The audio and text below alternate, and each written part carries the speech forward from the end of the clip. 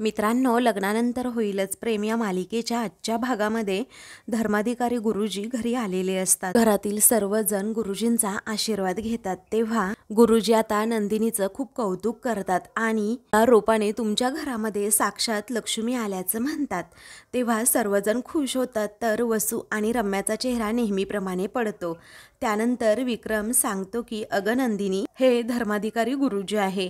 घरातल्या सर्व महत्त्वाच्या गोष्टींची भाकीत अगोदरच गुरुजींनी करून ठेवली होती आणि मी सुद्धा माझ्या बिझनेस मधले बरेचसे निर्णय हे गुरुजींनाच विचारून घेतो। नेमके तुमच्या लग्नाच्या वेळी गुरुजी 3 महिने अमेरिकेला गेले होते, कारण त्यांना मोठ्या उद्योगपतीच्या वास्तुशांतीसाठी जायचं होतं। त्यामुळे ते आपल्याकडे नाही येऊ शकले। ते तुमच्या लग्नाला गावाला सुद्धा येऊ शकले नाहीत। तेवढ्यातच जीवा तेथे येतो। तेव्हा जीवा आता गुरुजींचा लगेच आशीर्वाद घेतो। त्यावेळी आता तुझी थोरली सून आणि पार्थ कुठे आहे असं लगेचच गुरुजी मानिनीला विचारतात। मानिनी आता लगेच पार्थला आवाज देते आणि म्हणते, हे काय आलेच आहेत दोघेजण। तर आता पार्थ आणि काव्या तिथे येत असतात। तर रम्या आणि वसू मात्र आता हसू लागतात। मग आता काव्य तिथे आल्याबरोबरच लगेच नंदिनी शेजारी जाऊन उभी राहते। तर पार्थ लगेचच गुरुजींच्या पाया पडतो। गुरुजी आता सुखी राहा असा त्याला आशीर्वाद देतात। त्यातील सर्वजण काव्याकडे आता पाहतच राहतात, कारण तिने आता पार्थ बरोबर जोडीने गुरुजींचा आशीर्वादच घेतलेला नसतो। आता काव्या ही ड्रेस घालून आल्यामुळे सर्वजण पुन्हा एकदा तिच्याकडे पाहतात। तर नंदिनी एकदम गप्पच बसते। तेव्हा नंदिनी म्हणते, काव्या अगं तू नमस्कार कर ना गुरुजींना। मग आता काव्या लगेचच गुरुजींचा आशीर्वाद घेते। तेव्हा मानिनी ओळख करून देत म्हणते, गुरुजी ही आमची आहे मोठी सून काव्या। तेव्हा गुरुजी आता काव्याकडे पाहतच राहतात। मग आता लगेचच गुरुजींचा पारा चढतो। तेव्हा ते विचारतात, मानिनी ही आहे का तुझी सून? अगं ही अशी सून तुझी मोठी, असं म्हणून गुरुजी भडकतात। तेव्हा काव्या आता गुरुजींकडे पाहतच राहते आणि जरा रागातच त्यांच्याकडे पाहू लागते। तर वसू आणि रम्या या दोघींना खूपच आनंद होतो। तर आता घरातील सर्वांना मोठा धक्काच बसतो आणि सर्वजण गुरुजींकडे पाहू लागतात। तेव्हा लगेचच आता मानिनी म्हणते, मी सांगितलं होतं अगं नंदिनी। मग आता नंदिनी म्हणते, हो आई मी सांगितलं होतं तिला। मग आता काव्या ही नंदिनीकडे पाहतच राहते। काव्या विचारते, 1 मिनिट काय झालं आणि कशाबद्दल बोलताय नक्की तुम्ही? मग आता नंदिनी हसतच म्हणते, काव्या अगं आज छान तयार होऊन हे असं सांगितलं होतं ना गं तुला। मग आता काव्या म्हणते, आंघोळ करून आणि नीट आवरून आलीये मी, आता अजून काय करू मी? तेव्हा गुरुजी आता रागातच म्हणतात, हेच म्हणत होतो मी। आपल्या परंपरांविषयी माहिती नाही, मोठ्यांविषयी आदर नाही, संस्कृती काय आहे ते तरी माहीत आहे का तुला? मग असं म्हणून ते आता विक्रमला म्हणतात, आताच तुझ्या धाकट्या सुनेचं कौतुक केलं ना रे मी। तिचा वेश, तिची वाणी, तिचा साज सगळं कसं व्यवस्थित उत्तम आणि सांभाळून ठेवलंय तिने। तेव्हा सर्वजण अगदी गप्पच बसतात। कुणी गुरुजींसमोर एक शब्द सुद्धा तोंडातून काढत नसतात। मग आता गुरुजी जरा संतापूनच म्हणतात, मानिनी विक्रम तुमच्या या थोरल्या सुनेनं ना माझी अगदी घोर निराशा केली आहे। तेव्हा सर्वजण गुरुजींकडे आता पाहू लागतात। मग आता ही पूजेला बसणार का या अवतारामध्ये असं गुरुजी काव्याला विचारतात। तेव्हा काव्य आता ड्रेसकडे पाहतच राहते। मग आता पुन्हा एकदा ते म्हणतात की काय हिचं वागणं, काय हिचं बोलणं। बरं दोघी सख्या बहिणी आहे म्हटल्यानंतर मला हिच्या तर आई वडिलांना सुद्धा दोष देता येत नाही की त्यांनी बिचाऱ्यांनी दोघींवर चांगले संस्कार केले असणार। मग आता काव्या नंदिनीकडे पाहतच राहते। तर नंदिनी बिचारी डोळे बंद करून घेते, पण एकीने ते संस्कार मनापासून जपले आणि दुसरीने तर उधळूनच लावले। तेव्हा आता मंजू, रम्या त्याचबरोबर वसू या तिघीही मात्र हसू लागतात, कारण काव्याचा तेथे खूप अपमान होत असतो। काव्या एकदमच बिचारी गप्पा बसते। त्यानंतर वसू गुरुजींकडे जाते, मी तिच्या वतीने तुमची माफी मागते, पण ती येईल लगेचच तयार होऊन। मग आता काव्या म्हणते, आत्याबाई मी तयारच आहे हा। मग आता गजरा आणि साडी तरी नेसून ये ना, असं आता लगेचच आत्याबाई म्हणते। तेव्हा काव्या म्हणते, नाही नेसायची मला साडी। मग आता मानिनी म्हणते की काव्या अगं आजचा फक्त एकच दिवस, काही दागिने घातले, ही साडी नेसली तर काय हरकत आहे? तेव्हा आता वसू म्हणते, अगं नाही ना तुला दागिने घालायचे तर नको घालू, निदान मंगळसूत्र तरी घालशील ना। तेव्हा काव्याच्या गळ्यात मंगळसूत्र नाही हे पाहताच घरातील सर्वांना मोठा धक्काच बसतो. अगं 4 दिवस नाही झाले तुझ्या लग्नाला तर लगेच मंगळसूत्र सुद्धा काढून ठेवलंस. तेव्हा नंदिनी खूपच घाबरते. आता काय होणार, कारण काव्याला आता सर्वजण बोलणार या भीतीने नंदिनी आता काव्याकडे पाहतच राहते. तर जीवासुद्धा काव्याकडे पाहत असतो. हिने मंगळसूत्र का काढलं असेल हाच प्रश्न त्याला पडलेला असतो. मग त्यानंतर आता वसू ही काव्याला म्हणते की अगं नशिबवान आहेस तू, कारण तुझ्या गळ्यामध्ये मंगळसूत्र आहे. अगं ज्यांच्या गळ्यामध्ये नसतं ना मंगळसूत्र त्यांना विचार त्याची किंमत. आता धर्माधिकारी गुरुजी अजूनच संतापतात आणि म्हणतात मंगळसूत्र हे सौभाग्याचं लेणं असतं आणि आपल्याला नवरा आहे हे सांगणारं बंधन असतं. तेव्हा काव्या म्हणते हे मात्र बरोबर बोललात तुम्ही गुरुजी, कारण ते बंधनच असतं. असं म्हणून ती पार्थकडे पाहते आणि म्हणते की आणि मला बंधनात अडकायला खरंच नाही आवडत, कारण लग्न झालंय माझं आणि नवरा आहे माझा आणि हे सिद्ध करायला मंगळसूत्र घालून फिरायची काय गरज आहे. मग आता सर्वजण काव्याकडे पाहू लागतात. तर आता काव्या हे जे काही बोलतीये ते खरं तर कुणालाच आवडत नसतं. त्यानंतर वसू म्हणते अगं तुझ्या जिभेला काही हाड वगैरे, तू काय बोलतीयेस, कुणासमोर बोलतीयेस. आता काव्य आत्ता रूममध्ये जा आणि मंगळसूत्र घालून ये असं म्हणून वसू संतापते. अरे पार्थ जरा समजव तुझ्या बायकोला असं म्हणून वसू सुद्धा आरडाओरडा करू लागते. मग आता लगेचच पार्थ म्हणतो आत्या अगं त्यांची इच्छा नाहीये ना तर राहू दे की. मग आता त्यानंतर पार्थ हा गुरुजींची माफी मागत म्हणतो की गुरुजी हे पहा, मी तुमची माफी मागतोय, कारण एखादी गोष्ट मनापासून केली ना तरच त्या गोष्टीला अर्थ असतो, तसं नाही. कारण जबरदस्तीने असं आपण कुणावरही काही लादू शकत नाही, त्यामुळे तिला फोर्स करू नका. तेव्हा आता वसू संतापते आणि म्हणते काय रे, डोंट फोर्स हर का. अरे पार्थ तुला कळतं का, तू गुरुजींना उलटून बोलतोस, तेही कुणासाठी तर या मुलीसाठी. असं म्हणून आता वसू उगीच पराचा कावळा करू लागते. मग आता लगेचच पुढे ती म्हणू लागते मानिनी विक्रम, पाहिलं ना आपल्या घरामध्ये कसे उलटेवारे व्हायला लागले आहेत, कारण प्रत्यक्ष धर्माधिकारी गुरुजींचा हा अपमान करतोय. मानिनी जरा वसूला शांतच राहायला सांगते आणि म्हणते नंदिनी जा बरं आतमध्ये जा आणि काव्याला मंगळसूत्र घालून दे. मग आता नंदिनी म्हणते की हो. तेव्हा वसू म्हणते हिने ना मुद्दामच घातलेला नाहीये. मग आता काव्या म्हणते मी हे मुद्दाम नाही केलं, मी घालणारच होते ते मंगळसूत्र, परंतु ते सापडत नाहीये मंगळसूत्र, मी तरी काय करू त्याला. मग तेव्हा सर्वजण आता घाबरतात. तेव्हा वसू विचारते असं कसं सापडत नाही तुझं मंगळसूत्र. मग आता लगेचच काव्या म्हणते आंघोळीला जाण्या अगोदर मी काढून ठेवलं होतं आणि आता खरंच नाही सापडत ते. नंदिनी आणि मानिनी या दोघीही जरा घाबरतात आणि एकमेकींकडे पाहू लागतात.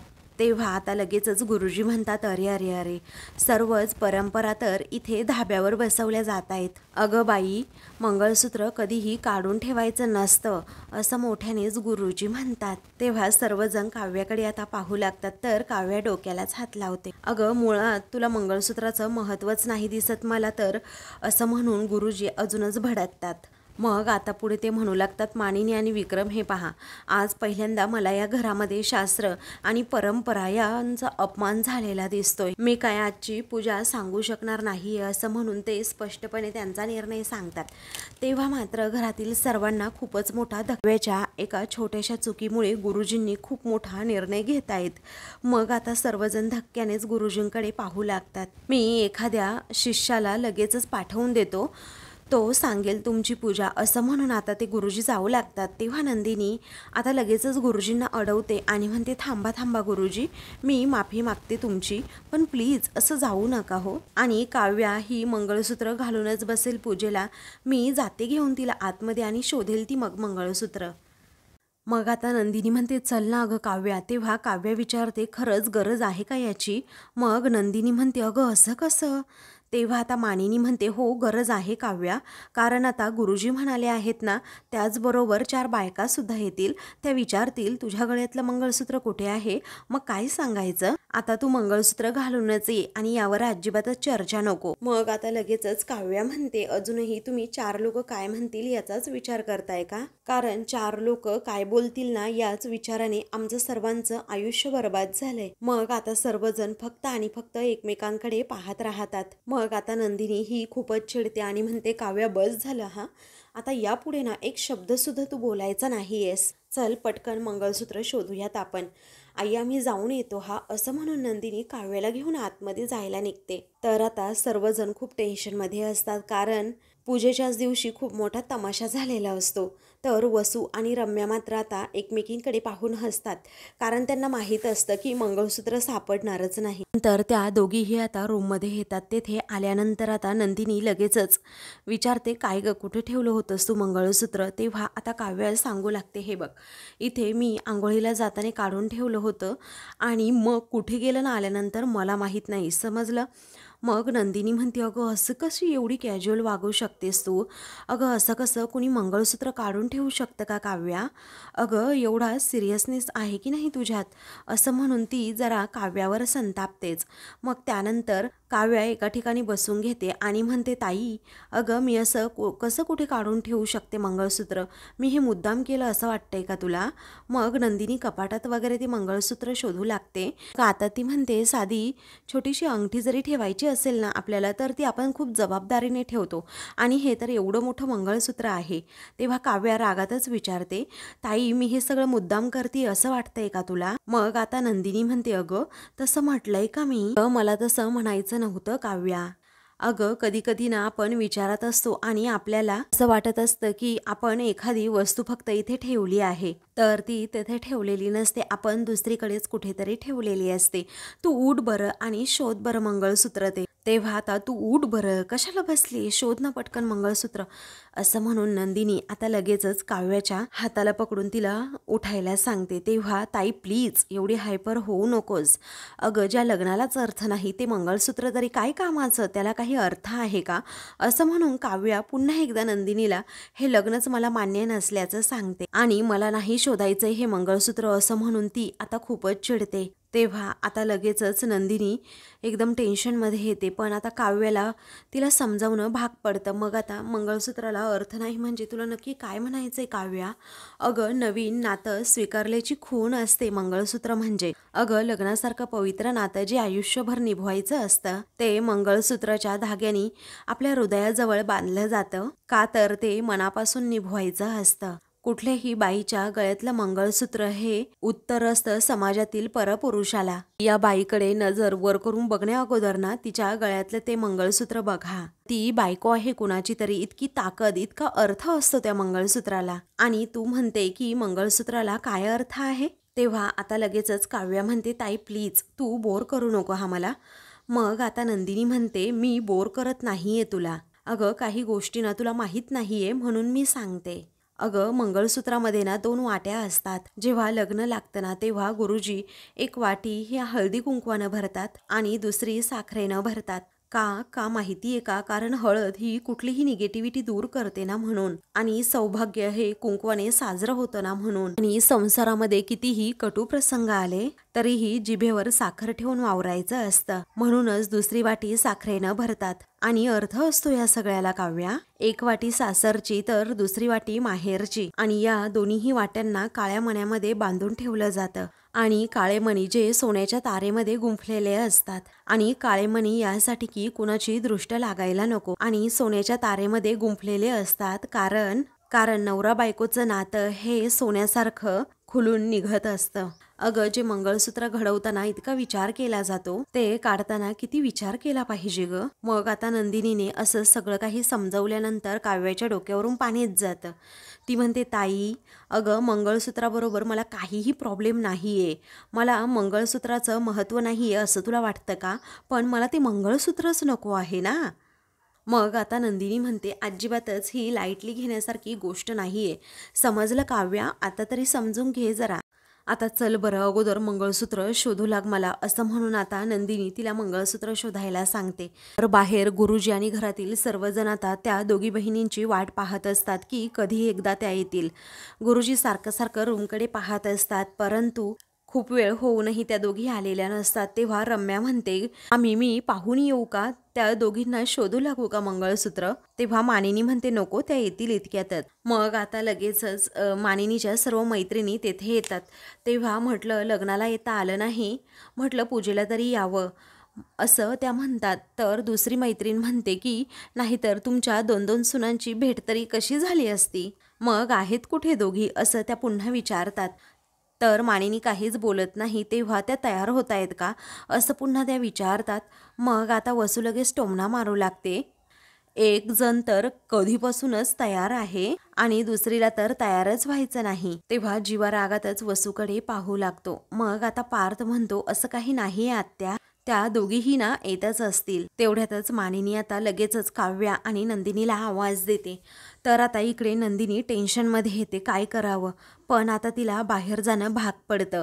तेव्हा लगेचच नंदिनी काव्याच्या हाताला पकडून तिला बाहेर घेऊन येते. सर्वजण आता त्या दोघींकडे पाहतच राहतात. तेव्हा आल्या बघा दोघी असं मानिनी म्हणते. तर आता सर्व शेजारच्या पाजारच्या बायका या दोघींकडे पाहतच राहतात. मग त्यानंतर रम्या उगीच विषय उकरून काढत विचारते, काय ग काव्या, सापडलं का मंगळसूत्र? तेव्हा सर्वजण आता काव्याकडे पाहू लागतात. मग नंदिनी म्हणते, नाही ना, अजूनही नाही सापडलं. तर आता सर्वांना मोठा धक्काच बसतो. तेव्हा आता सर्व बायका या काव्याकडे रागात पाहू लागतात. त्यानंतर त्यातीलच एक काकू म्हणतात, काय ग, म्हणजे लग्नाला 4 दिवस नाही झाले तर हरवलं का लगेच तुझं मंगळसूत्र? मग आता त्यानंतर दुसऱ्या काकू हसतात आणि म्हणतात, अरे बापरे, मला तर वाटतंय हिची पूजेची साडी सुद्धा हरवली. तेव्हा सर्वजण आता काव्याकडे पाहू लागतात. तर काव्या एकदमच रागात त्या बायकांकडे पाहू लागते. मग आता नंदिनीकडे बोट करत लगेचच दुसऱ्या काकू विचारतात, काय ग मानिनी, ही तुझी मोठी सून ना, खूप छान तयार झालीये हा. तेव्हा जीवा आणि त्याचबरोबर पार्थ एकमेकांकडे पाहू लागतात. तेव्हा लगेचच वसू म्हणते, अगं नाही नाही, ही नंदिनी आहे धाकटी सून, हिचं नाही का आमच्या पार्थ बरोबर लग्न ठरलं होतं. तेव्हा सर्वजण एकमेकांकडे आता पाहू लागतात. तर नंदिनीला खूपच वाईट वाटतं. तेव्हा वसुताई, अहो जरा शांत. मग असं आता मानिनी म्हणते. तरीही आता लगेचच वसू पुढे सांगू लागते की हिचं पार्थसोबत लग्न ठरलं होतं, परंतु आता जीवासोबत झालंय, त्यामुळे आता नंदिनी धाकटी आहे. मग आता काव्य एकदमच रडकुंडीला येते आणि नंदिनीच्या हातावर हात ठेवते. त्यानंतर वसू म्हणते, आणि ही आहे मोठी सून, जी मंगळसूत्र न घालता आलीये ना ती. म्हणून वसू हसत असते. तर काव्या रागातच तिच्याकडे पाहते.